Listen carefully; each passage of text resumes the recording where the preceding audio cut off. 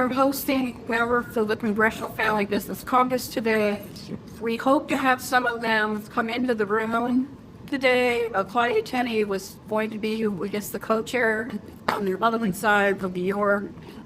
She was coming in to be here for about 30 minutes. Unfortunately, if you don't know this, markup is going on as we speak. This is the very, very important bill we've been all waiting for.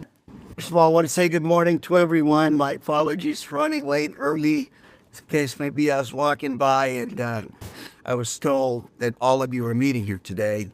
And I didn't want to miss the opportunity to talk. And of course, to thank all of our small businesses, entrepreneurs that keep this great country moving ahead. All of us can read out the statistics.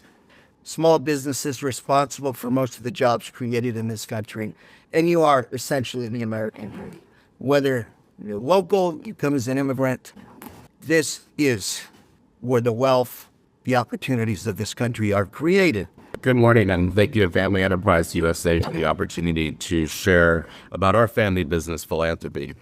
My name is Matt Nielsen. I'm a third-generation owner of Nielsen-Massey vanillas, founded in 1907, and the world's premier producer of all-natural pure vanillas and flavors based in Waukegan, Illinois. Like many family businesses, our generation learned to be charitable by watching the previous generations share their resources for the betterment of others. Our past generations consistently share their time, expertise, and money volunteering for community-based organizations. And like many family businesses, we didn't promote these efforts. We did it and continue to do it because it's the right thing to do.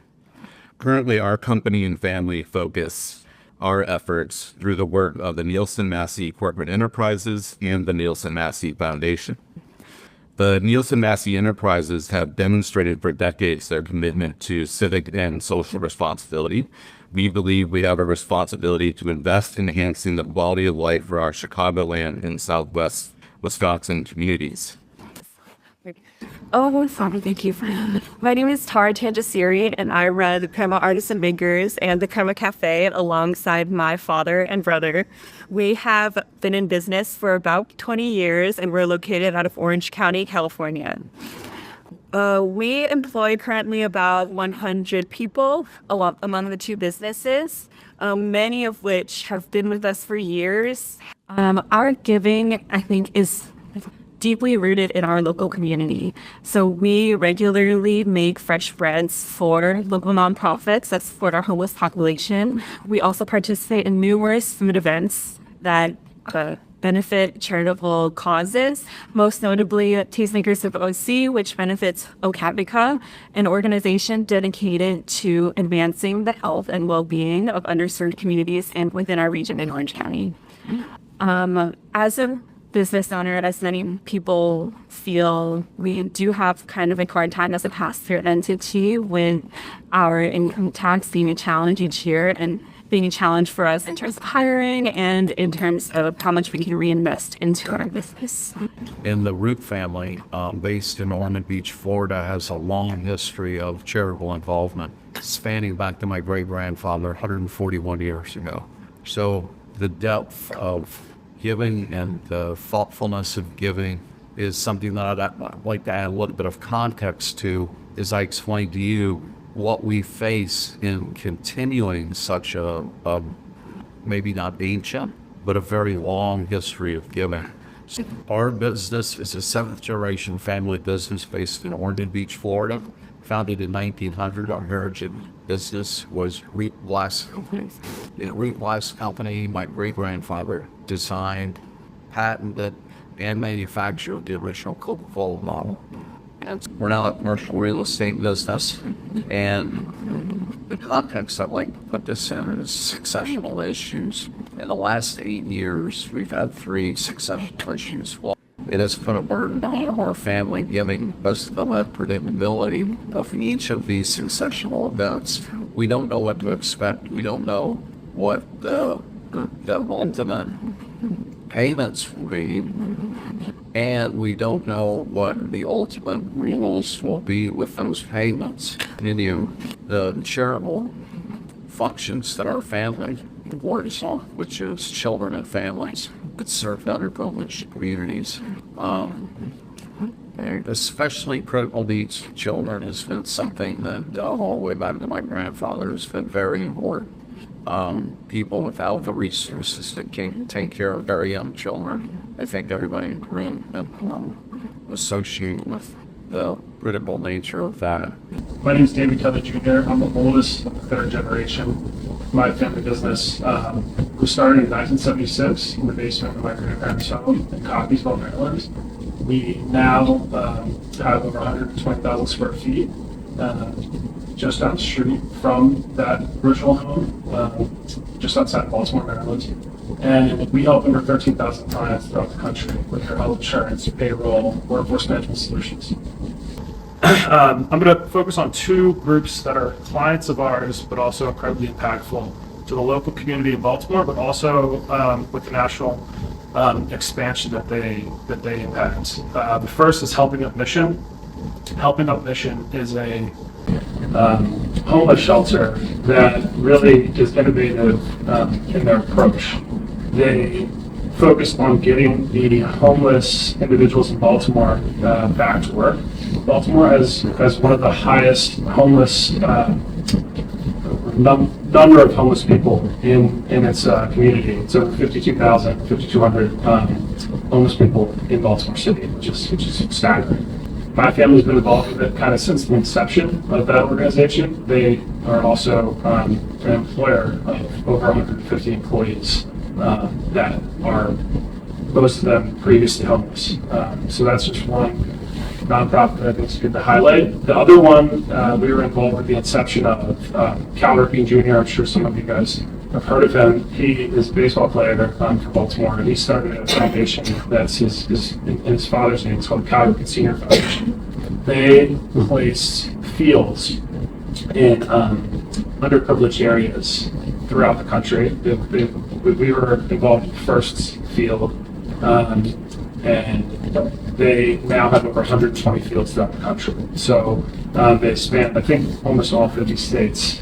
Hi, I'm Becky Renfro-Warbola. I'm Senior Vice President and co-owner of Renfro Foods, and our brand is Mrs. Renfro's Salsa. We're sold in all 50 states in 30 countries. My grandparents started the company 85 years ago. I'm more of the third generation. We're running the company along with my cousin and my brother. We're based in Fort Worth, Texas, and we have a 70,000 square feet of little bitty office and a lot of manufacturing and, of course, shipping warehouse. My father actually started, he was one of the founding board members of the Tarrant Area Food Bank, our county food bank. And so today our family still supports that food bank with food product donations and monetarily. But we also, about 20 years ago, we were like, how else could we give back? And we started a Pink Lid campaign, giving back to breast cancer research. And so in July, we take our top 5 sellers and we put pink lids on the product. It's in the grocery stores during October. And a portion of those sales do go to several different cancer research facilities locally. And we also give to Canada because Canada is the country we export the most products to. And the other one is we have a elementary school that's up the block from our facility. And our plant is in actually a very low income neighborhood. And so we partnered with the principal and said, what does the school need? And they needed playground equipment. The teachers needed help buying school supplies because a lot Yeah, good morning. I'm Mike Mitchell, and I can give you a couple different perspectives about the old family business.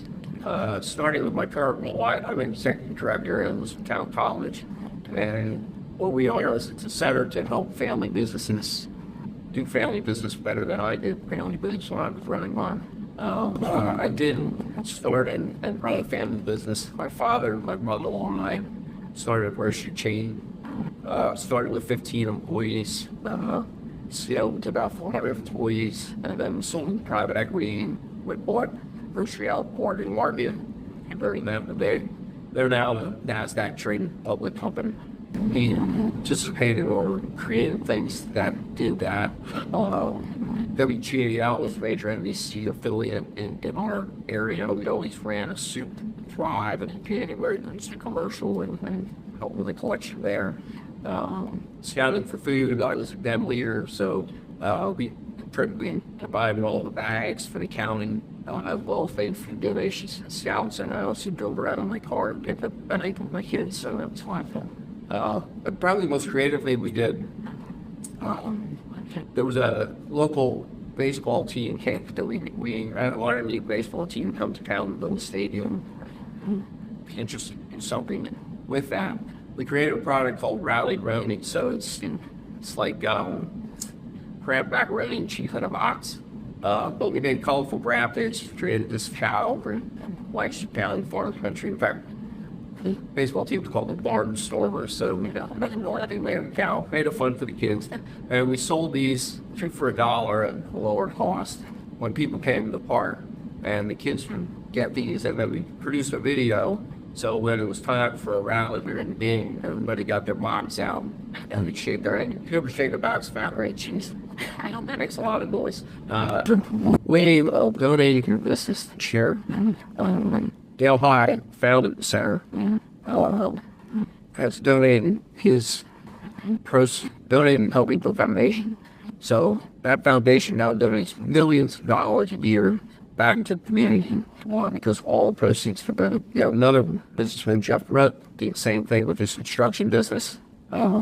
So that is another level of generosity. That's their legacy now, that's foundation for impact. My name is Nielsen-Massey. I'm the CFO at second generation family business member in my family's company, Access Solutions. We've been around about 27 years. My dad started it. We are headquartered in Orange County, California, and we provide medical case management services to the workers' compensation industry. One of our family values has always been to give generously, even when we didn't have much to give. And that's translated into one of our corporate values. So early on in our business, we started what's called the Charitable Activities Committee. It's run by an independent board of employees. And they have substantial funding and independent decision-making authority to give back to the community in the ways that mean most to our team members. In addition, we started a Pay It Forward program. So for each referral we receive, our customer gets to select the charity of their choice, and we donate a portion of the profits from each referral to that charity. Outside of my work in the family business, my husband and I also started a public charity called One Love Animal Rescue and Sanctuary, which really never would have been possible without the support of our family business. So I still work full-time in the family business. We also run the charity. We've helped over 1,000 animals in Southern California, but it's also as much about helping people in the community. So providing education, helping people stay with their pets through housing insecurity or financial insecurity, and providing volunteer opportunities for children and special needs groups. As part of my own future planning, that's really just what we wanted to do to make sure kind of the causes that are so important to our community continue to have funding as long as our business is successful. Sometimes I joke that I work so hard that I could profit in my family business just so I can give it away to right charities. But honestly, I couldn't think of a better way to spend my time or my resources, and it's just so very fulfilling. Running our business has become so increasingly challenging in recent years, from legal and compliance landscapes that change, it seems like every 5 minutes. Tax structures that often don't consider the nuances that apply to family businesses, and especially the way cost of income is taxed. So, as an S corp, our personal income tax impacts how much we're able to reinvest in the business, continue to grow. The Section 199A deductions were incredibly helpful, but without them, it could have a devastating impact on our ability to continue to not only run our business and employ the hundreds of employees that we employ throughout 7 states, but also our ability to get back to the community. Every community, in every corner of the country, in every corner of the state, in every corner of the region, every 3 times it communicates all of us in this room. And it's so much better with diversity because you hear everyone without the negativity. And it's not that you're hurting value, it's every respect to 20%. It's more than 2 to 1. I got other phrases, which is why it doesn't total 100%. Diversity is out and impact on everyone is in. It has been problematic now for a while. We started to discover this because Trump is taking shots at this in the 2017 to 2021. And what happened was, frankly, this is the challenge. We do believe that we have issues, that they're underserved communities. We do believe, fortunately, that pull yourself up by your bootstraps doesn't work if you have no boots. That there are families where there's no father in the house, or how does the son learn how to tie a tie or respect women? Then, move forward as a country, as a people, and remain as a country. Because in the end, we're concerned about this country. By the way, the number one concern in terms of what's happening in America right now is our democracy. We use the word transformative because nobody understands what it means for those who care about it. And the fact that respect is even above integrity. Because integrity is who you are, respect is how you behave. Who you are is important, and how you behave is vital, which is why this stuff is so important to me. But the truth is, and I mean this, you make people happy. This one's on the estate tax. And if the exemption falls out somewhere, then you go back to 7 million.